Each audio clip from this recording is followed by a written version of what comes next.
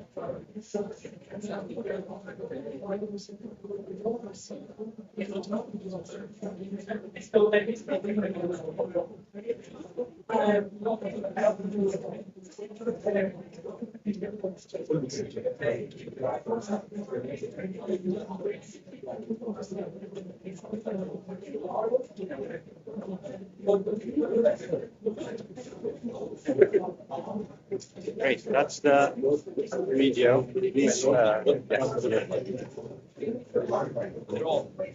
So it's snowing now. Yeah, it's snowing now. Yeah. Soon. Yeah. Okay.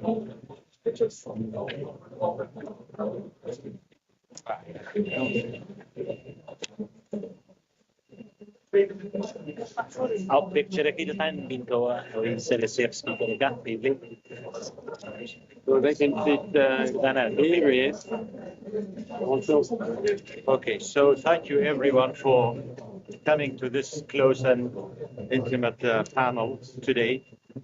We have a list of panelists, all experts in their own ways, and we are here at the Cryosphere Pavilion, which means we are going to talk about the mountains, glaciers, snow, their importance for our environment, for mountain communities, for the great percentage of people who around the world live in the mountains, and also, most importantly, the effect of climate change on these snows and glaciers and the state of water in those areas around the world in general. And our panelists are number one, or first one, I should say, Dr. Dana Mouloud, sitting in the middle. He is the Vice President of the University of Kurdistan, UKH, in Erbil. That's the capital of the Kurdistan region of Iraq.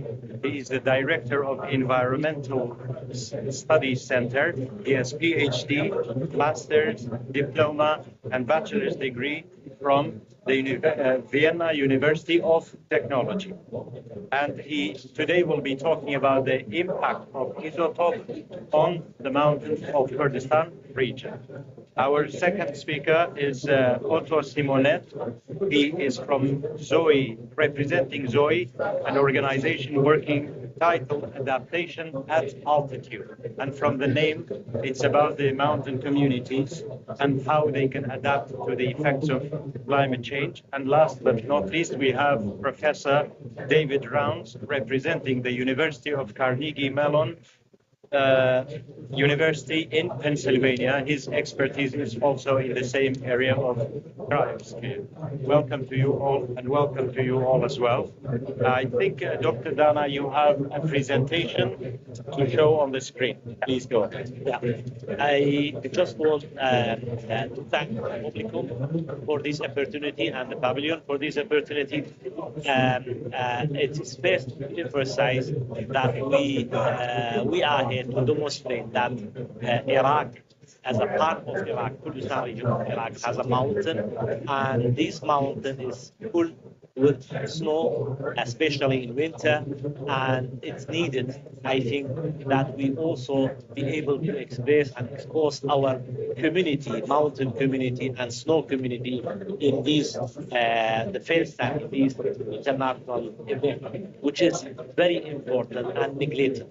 So we would like to show and demonstrate that the snow community over the years has a big impact in our community, in the mountain community also, like other impact in Alpine and other area with the snow and Himalaya.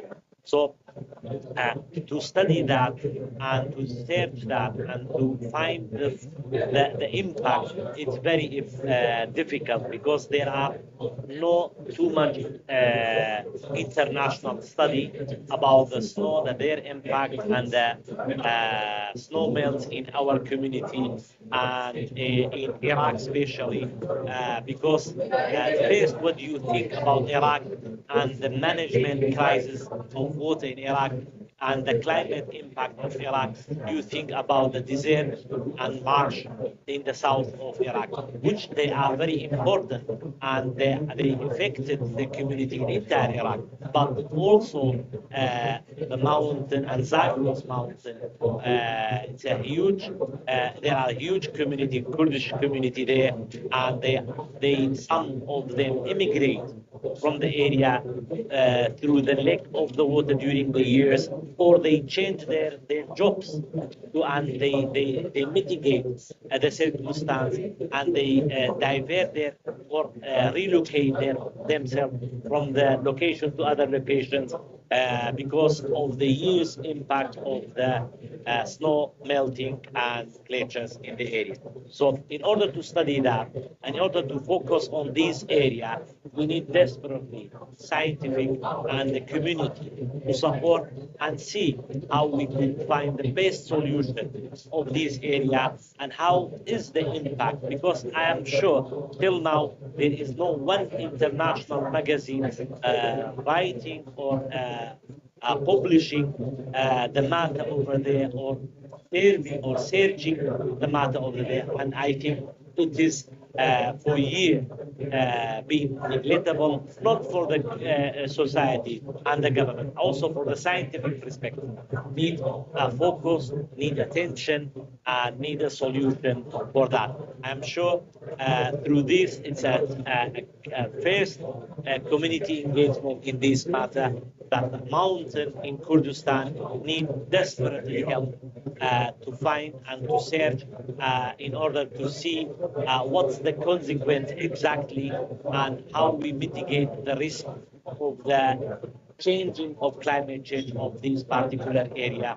I think through my background study, isotope and traces of the water is one of the main factors which may help to understand the age of the accumulated snows by the year in order to understand how was the impact and how, because it's very clear if you have accumulation for a year from the snow now, each formation melting, meaning that you are losing the history of this area, of this circumstance at that time, and that's very dangerous. That's why we raise our voice that as soon as possible, community of the mountains, scientifics should advise, pay attention on this particular area and see how is the consequence and how we could mitigate the area in the best. That's a short description about the area. I will leave it to my colleagues. Thank you so very much, Dr. Dana Maulud, for that insight into the mountains of Kurdistan. After Dr. Rounds and Simonette have spoken as well, we could go to, I will ask you questions each to give us more detail. Dr. Simonette, you work with adaptation at altitude. Yes. And can you tell us what it does, and does it involve mountain communities? I don't know whether there is a presentation. Yes. Thank you very much for being here, and thanks for you in particular to give us the opportunity to talk for Kurdistan, which I very much impressed how you handle the relation in the Iraq pavilion. I think it shows us how you can cooperate, even if Kurdistan is not a country in the sense of UNFCCC member, but I think you have a very wonderful cohabitation with your government of Iraq. So this is very, very impressive. I don't know whether my presentation, okay, we can do it without also.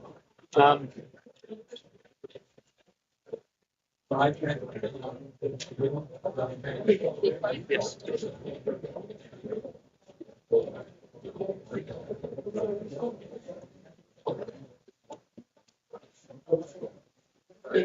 You also asked me one. Thank you very much.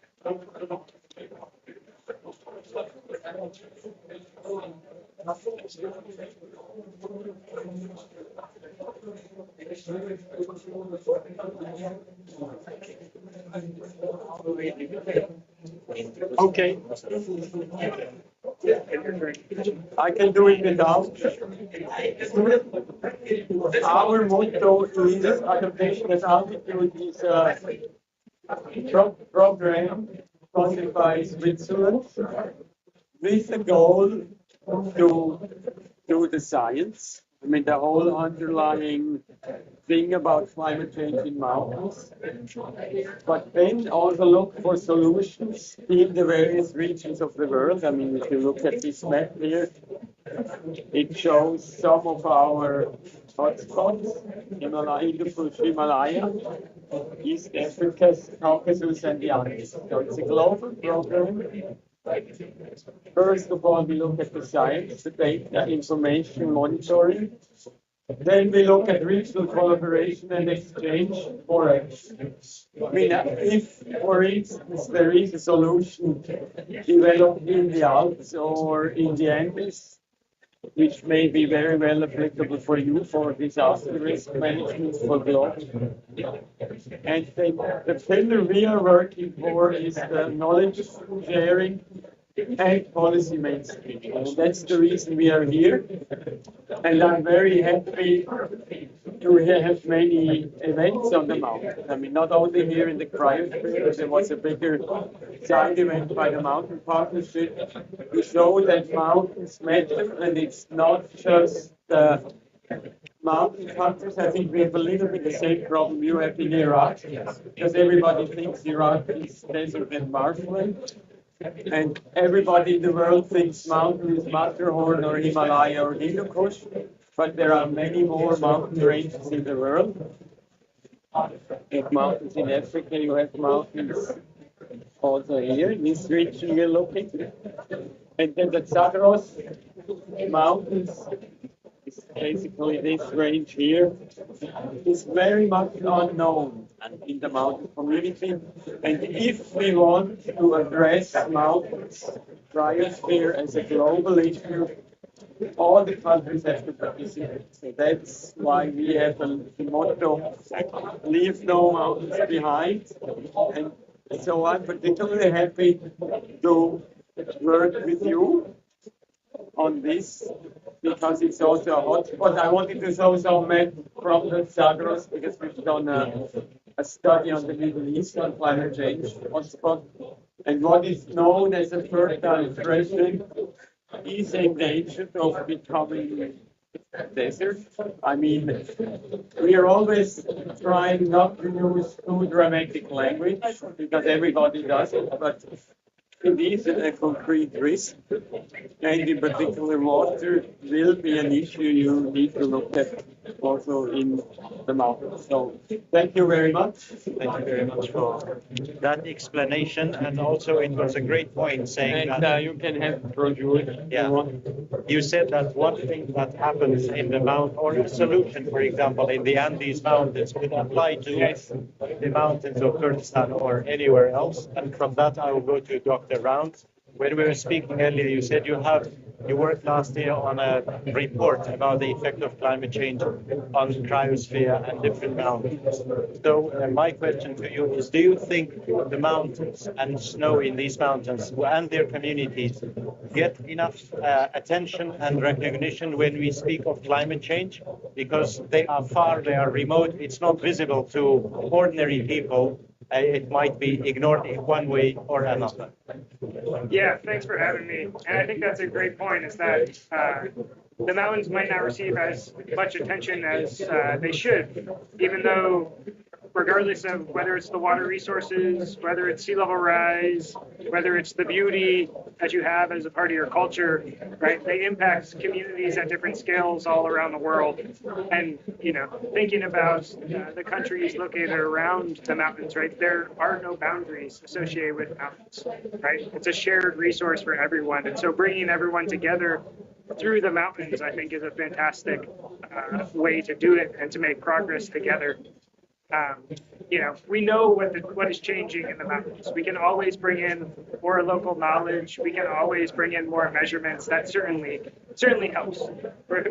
We don't have tons of measurements, so bringing in more is great. But we do know that our impact in society can have a huge impact on what happens to snow, on what happens to glaciers, to ice. In the Caucasus and Middle East, we know that they are highly sensitive to 1.5 degrees versus 3 degrees. And so our actions here can have a really big impact on preserving those water resources and the other key features associated with them. Thank you very much. So I now would like to go to questions and answers. So I will ask a question, Dr. Dana. I would like you to answer that. The glaciers and snows disappearing in the mountains, they are very far, as I said, difficult to reach. What can we do as governments, as humans and organizations to solve some of that problem? Because it's temperature rise and some other natural causes. Is it more difficult than some other issues to work on? I mean, it's like other issues in the world, for sure. Melting the snow in such an area will change the demography and make a displacement. And also, I have to say that it's also impact matter of cultures, because you have to use in this community, and you suddenly will be not there snow. It's something unusual for generation in the area. So I think engaging all the community together, mountain community, and to get support to understand and to slow this process, it's very essential for this area, and I think it needs attention. And from my opinion, if we are discussing about Kurdistan and Kurdistan Mountain, it's very important to understand and lesson learned from other countries. A great example is Himalaya and Alpine area, to see how was their impact and how they accommodate and how they deal with the matter. It is essential. That's why I'm asking the community together to pay attention to this area, and because anything, whenever you want to have a solution, you need research, you need to understand, and then you find a proper solution for each problematic. And that's missing in Kurdistan region of Iraq.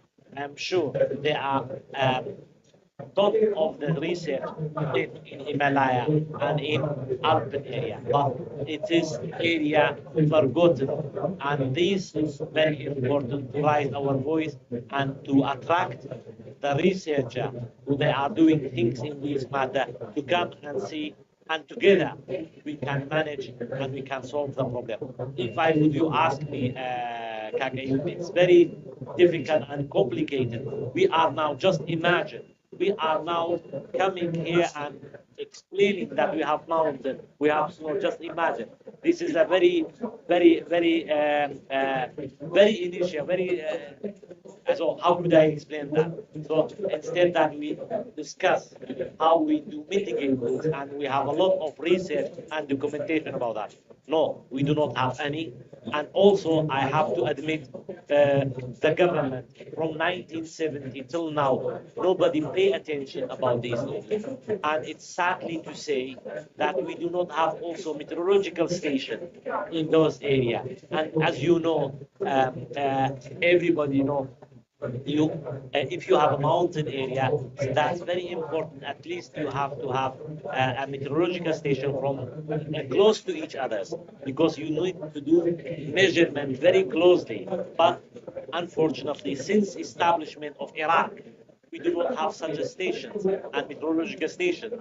And those are basic element to understand, to interpret, and to get a know-how, and also do research in this matter. So I think raising the attention to the community, because really it's impacting our villages and our community in the mountain area, and it causes also displacement from the area, because also I have to admit some of the community changed their job, the traditional job for 100 years because of this impact. And I think the community should pay attention. At least we could also raise our voice to pay attention in this area and do more research in order to find a proper solution for this matter. Thank you very much. And Mr. Simonet, you said that this your project is funded by the Swiss government. So we know that sometimes for government, if there is no economic interest in a certain thing, they are not interested in it either. So have you found a lack of interest or interest in different parts of the world, South America, the Caucasus and Asia, from different governments and stakeholders to understand the importance of the cryosphere and mountain communities? Is there any interest or is there denial? Well, we often compare mountains with small island development states because it's a similar issue that things happen much faster, much more violent in the mountains. You have much more vulnerable communities. But then the problem is mountains are usually part of something bigger. Iraq Mountains is not where the capital is, but it's maybe the capital of Kurdistan. And you have many of these big countries like France, Italy, who have mountains, but mountains are not the center of their attention. I mean, one very good example is COVID. During COVID, suddenly at one day, all the ski stations closed in the Alpine regions, except, I mean, they reopened very quickly again in Austria and in Switzerland. Because these are countries which have a mountain France, so we had all the French and the Italian people coming skiing in Switzerland because they stayed open. So that's, in a way, how you can frame the problem. It's not always skiing, but very often mountains can even be a menace to some of the governments because you have some rebels living there or whatever. So it's very, very complex dealing with countries and mountains. So we just want to share this, and solutions don't have to be practical all the time. I mean, they can also be legislation. Like Georgia, for instance, has a law to promote mountain regions nationally and these kind of things. So the government is fairly complex, but I think we get much more attention now than, for instance, 10 years ago. The mountain issues. And whether this will then eventually help the mountain communities, we don't know. Thank you very much. And now I go back to Professor Rounds. You said earlier in the beginning that what is discussed here or the actions taken here at a place like COP will have implications for mountains and mountain communities. But what can, there have been lots of pledges at this COP and previous COPs. Do you think the idea of the cryosphere and mountain communities is gaining momentum or gaining the attention it needs? And what can the world leaders do, for example, specifically for, because we have 195 countries involved. Not all of them have mountains. How can we convince those without mountains to work with those that have mountains? Yeah, that's a great point. And, you know, to that extent, I think the ambitions on melting ice is really a fantastic initiative in order to bring countries together around the goal of really stressing the urgency of mitigation efforts and the urgency of the cryosphere in impacting everyone, right? There are mountain communities, there are coastal or mountain countries, coastal countries. It's everybody, right? It doesn't have to be something that is the cryosphere is only for those who live in the cryosphere or have the cryosphere in their backyard. Exactly. And to that extent as well, when we think about our greenhouse gas emissions and reducing them and the pledges, right? Mitigation helps us all, right?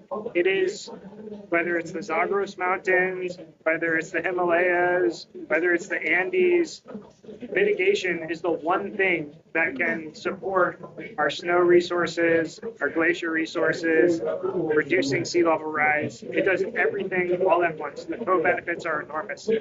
And to that extent, I think the more that we can have engagements like this, the more participation that we can have in AMI, it's going to just only enhance our ability to bring some language around the cryosphere into the text that is written and into the decisions that are made here, which is vitally important. How important is it when we work on mitigation or especially adaptation? How important is it for governments and organizations to listen to the local knowledge, indigenous knowledge of these people? Can they contribute? The population of these people areas, can they contribute to the adaptation and mitigation with knowledge or in any way? Yeah, it's critical. I mean, so thinking about this, right? I myself, for example, work on global glacier projections, right? There's 216,000 glaciers that I model, right? I do not have the ability to go in and look at 100 in a lot of detail, or to check that my model is working perfectly for a given mountain range, right? We have our own validation and things, but the reality is that when we work with local individuals or local organizations, you have more capacity to bring in new data sets, right? To set up new observational systems that can improve the models moving forward. When you think about local knowledge, there's knowledge in there. It might not always be quantitative, but it can be qualitative that ensures that your model is doing the correct thing. And as soon as you start to integrate that local knowledge, as soon as you start to be able to bring that and also respond to it, you start to have a better connection. You have investments with those communities. You have the buy-in of those communities that can then also amplify the message of their importance. So I think working with local communities, working with those indigenous communities is absolutely fundamental to what we're trying to do in the cryosphere. Thank you so much. And Dr. Dana Maudud, I would like you to tell us about the importance of snow and glaciers in the mountains from the perspective of groundwater. How important are they for a country in general? It's very great question. You know, when we talk about the immigration of the community from the area, it's all about that. It's all about recharging the groundwater, because the other side of the people are relying on the groundwater sometime, or recharging the groundwater in order to use that. And this has significant effect because of disappearing of the amount of the snow, and this has an impact of entire Kurdish region in Iraq. Because if you see the groundwater level since 20 years decreased dramatically, and that's all about disappearing of the snow, and also the amount and the density, increasing of the density in this area, all has an impact. You know, if you have a certain amount of snow, which we had before, and it's occupied a lot of area and had a great opportunity to recharge the groundwater in the area. But this recharge area is reduced by having little and melting the snow from the years accumulated. That make more density for the community, and that has a direct impact of recharging the groundwater. And this is all related to each other. So if you see having snow, having amount of snow, meaning that you have automatically a reservoir. And that's our definition as a hydrologist. We see each amount of snow as a reservoir for the area. And losing this reservoir has an impact on surface groundwater, both simultaneously. I think in my position, representing University of Kurdistan Hawliya and talking about snow, it's very important to ask the community and come and do research with us about this important topic which nobody did. I still, since years, I never see any publication and research about the mountain, Zagros Mountain, and snow related. And I will ask the community through you and through all of us to come and do a little bit of research to understand more, to have a key understanding. And our university and Kurdistan Region of Iraq, I'm sure he is working in the Primary Ministerial office, may support us to make such a reliable research and find a key solution for this certain area in terms of sociology, immigration of the people, changing their job. It's all related to the impact, also climate change and increasing the water and snow, increasing the water level, base flow overall in the world has another impact. But we see in our specific area, Zagros Mountain is impacting our community directly by changing the culture and changing the and replacement of the people because of this environment will slowly will disappear. I think has a huge impact, as you mentioned, Professor, is that desert and the lack of precipitation impact, has an impact, and we see this impact by changing the culture of the community in the area and need desperately support and engagement, whether by the community or by the scientific together to support this nature. I'm not talking about any nation, and nature is important, and the snow of the Zagros Mountain has been forgotten. We should pay attention to this. Thank you so much, Dr. Maulud. And now, you earlier said, Mr. Simonet, that you spoke about the mountains between France, Italy, and Austria, and that reminded me of the fact that mountains are often shared by more than one country. They're like rivers. The river goes through more than one country. They have to share it. With the mountains being between two countries in Kurdistan region, one side is one country and another side is another country, and that's true everywhere else. Does that make room for collaboration and political cooperation between different countries? Would it make it easier for two countries on both sides of the mountain to work on it and disagree? Is it important? I think it's very important, but the mountains are not like a natural resource. Like working on a river together is probably easy because you have very concrete interests.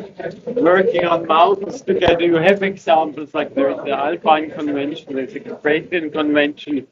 But it's, in my experience, much more difficult to work on like these mountain agreements than working on like a water body, as I said, or other issues which are of more economic value. Yeah, and there are often communities who live on a mountain, they are the same people, same language, but divided by nature. So that would probably make it easier on both sides. It's Spanish-speaking, Kurdish-speaking, German-speaking, for example. That should make it more collective work. I think it's essential that we should collaborate this community of mountain together and see, because we have a common mountain, and it is the same definition anyway. So this is bring all of us together and with the same interest, and I have to say that also the same of the culture wise, because a mountain has an impact of the culture of the society surrounding the area. I have to admit that, and this is also important to keep this way of dealing and way of living in the area, and we can come together. I am 100%. I'm sure there is a gap and the possibility to come together, and there is a common thing between all of these countries is the mountain. But do you have concrete examples in the Zagros Mountains that really work with the Iranian style? I have to say that, when we talk about the Zagros Mountains, I have to admit and say that when we talk about Zagros Mountain in Kurdistan of Iraq, it's the same part is the Kurdistan of Iran. Iran, but they are the same Kurd. And other part is Turkey, it's also they are Kurd. So we are sharing, as I mentioned, we are sharing culture, language, and mentality together. But there are other countries, but that's not a big deal because I see the mountain is a significant part. We sharing the mountain that it is by default they are the same mountain and same culture and same language, and this is not enough. We would like to have also the philosophy of thinking to other mountains, Alpine, Switzerland, for me, and Austria. The mountain community, as I came also from these areas, I see it, and I live 30 years in Austria in these communities. So I see a certain similarity in a way of dealing with life, as especially people that are in these parts of the mountain. But need support, need understanding. We are sharing one thing together with the mountain. That's all. Thank you so much. And now I would like to ask Professor Rams a question. You said that the effect of climate change is not only on those who live in the mountainous areas, it affects everyone globally. For example, the rise in sea levels, that is one of the outcomes of the melting of the North and South Pole glaciers. So most of the action, I guess, in that case, has to take place away from the mountain, which is reduction in greenhouse gas emissions, reduction in temperature rise. Do you agree that most of the action has to take place far away and it would have positive consequences in the mountains? Certainly, definitely. Especially by major pollutants. Yes. I mean, the evidence is crystal clear, right? It's our greenhouse gas emissions, and so it's those who are the greatest contributors of greenhouse gas emissions are the ones that are contributing the most to the demise of our glaciers and our snow and our changing resources and contributing to sea level rise. So how we move forward, right, is we need to reduce those greenhouse gas emissions, and it's not going to be the smallest countries that have very little greenhouse gas emissions. It's going to be the largest contributors that have the most to be able to provide, to cut, and to make the biggest impact. Sometimes there's the loss and damage fund from COP27 until now. In certain cases, governments, rich countries try to solve problems with money. And we know most mountains in the world are located in 4 countries, in Kurdistan, in Nepal, in South America. Do you think, is that enough to offer them money, or bigger action has to take place? Not only financial help for the loss and damage, prevention might be more important. Yeah, I think they're both, right? I mean, it's well known that those who are suffering the greatest impacts from climate change are coming from marginalized communities. And so it's really an equity and a social justice issue.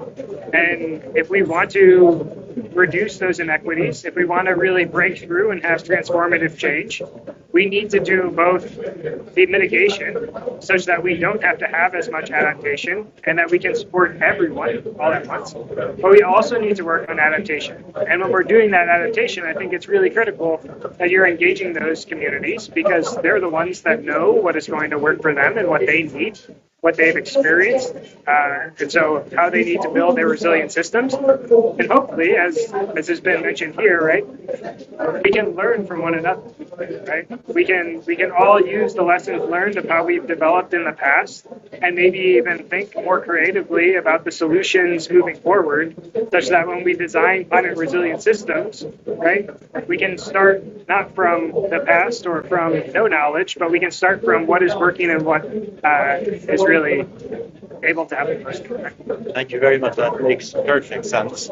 And Dr. Maulud, the one point is in certain areas when snow melts, let's say in Greenland, some people are happy because there are rich minerals under the ground that they could exploit once the snow is gone. So do you think the value of snow on the mountains and glaciers is more important than anything else that might be underneath? Yeah, that's a scientific matter. I will elaborate on that in a very short. Each snow formation has a history, and it is for our scientific. As a scientific, I see if these histories disappear, it's a big damage to all the world, because through these snow formations we could understand the past, and we can interpret a lot of scientific based according to this formation. And if we lose that because of some other benefits for short term, these are a bank of history. And I think nobody discuss these matters that rather than the snow melts and flood causing the consequence. But there are another impact which is hugely impacted, also losing the history and losing the formation which we have kept for years in order to understand and explain a lot of matters in our society. And these will be gone, and that's, I think, very dangerous and very shameful. As a scientific, I see it as a loss for a generation, because anytime we can access and understand more when we have samples, when we have this formation in place. But just imagine these fingerprints will be loose with the time, and it's a big damage to the society and science. So much, that's true. And Mr. Simonet, you said that it's important to have policies at government level, official state level, tackling the issue of mountain snow in those places. Does that mean individual work, NGO work, community work alone is not enough? So once there is official rule and legislation, that will be more effective for the mountain. Yeah, that's like everything. I mean, you have a law that helps everybody, or if you have subsidies, You would respect the law. well, I don't respect the law enough, but I mean, already the process of developing a law, to think about regional development, to think about parts of the countries that are in another situation. And it should not be a matter, I assume, to be politicized. Right? Mountain communities, no matter who they are, where they live, it's not a matter for politics. Would you agree? I agree, but sometimes things are politicized. And sometimes it helps to politicize something. But in general, as a person, I would say avoid politicization. Thank you. I think we will wrap up the panel, I guess, but each one of you will have a chance to. I will just add one matter which nobody could change. That we share one thing together with the community of mountains, a mountain. So that's we cannot change. That's what we have, and let's come together and cooperate together and support each other for the future of these beautiful chunks. I see it like this, that we have this, and let's work together to save our culture, whatever is it. These mountain and snow and all together, it builds something very nice, and we should collaborate and support each other in order to save these communities as much as possible. That's true. Thank you. Professor Rams, do you have any last statement to say? I think that's very well said. Mitigation helps us all, and that's something that, while it can be challenging to do, I think the benefits and the co-benefits are just enormous, and hopefully we can come together and see that and protect our mountains. Thank you all very much. This was very insightful for me, for those who are attending, and I appreciate your time and knowledge very much. Thank you. Thank you, and thank you for guiding. Organizing. we hope do something. Yes, yes. And I completely agree with you not to give up mitigation, even if they call adaptation, but no way around mitigation on all levels. Lovely. That was great.